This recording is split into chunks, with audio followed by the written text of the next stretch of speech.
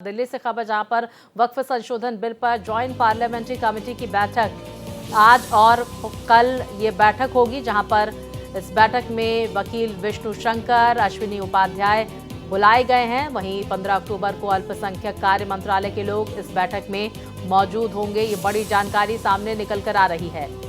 तो वक्फ संशोधन बिल को लेकर लगातार बैठकों का दौर जारी है। तमाम एक्सपर्ट से लगातार राय मशवरा किया जा रहा है और ऐसे में बड़ी जानकारी, आज और कल भी बैठक बुलाई गई है वक्फ संशोधन बिल को लेकर ज्वाइंट पार्लियामेंट कमेटी की तरफ से। तो ज्वाइंट पार्लियामेंट्री कमेटी ने ये बैठक बुलाई है आज और कल, और इस 2 दिनों के दौरान तमाम वकीलों से, अल्पसंख्यक कार्य मंत्रालय से जुड़े लोगों से बातचीत होगी।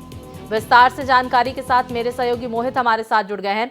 मोहित, कितने बजे ये बैठक बुलाई गई है? कौन कौन इस बैठक में मौजूद रहेगा ज्वाइंट पार्लियामेंट्री कमेटी के अलावा?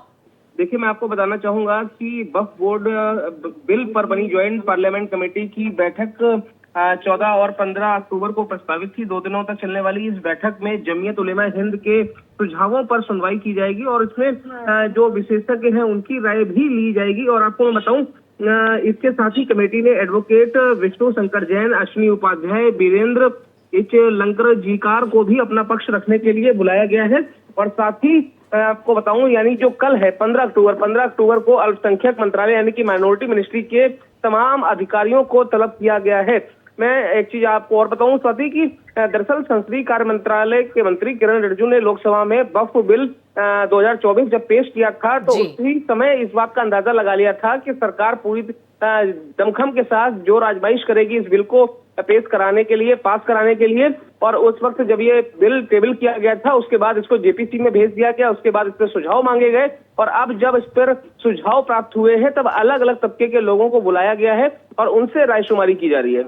मोहित, क्या लगता है कुछ और वक्त लगेगा? क्योंकि लगातार बैठकों का दौर बीते दिनों भी जेपीसी की तरफ से जारी रहा और एक्सपर्ट्स की सलाह ली जा रही है।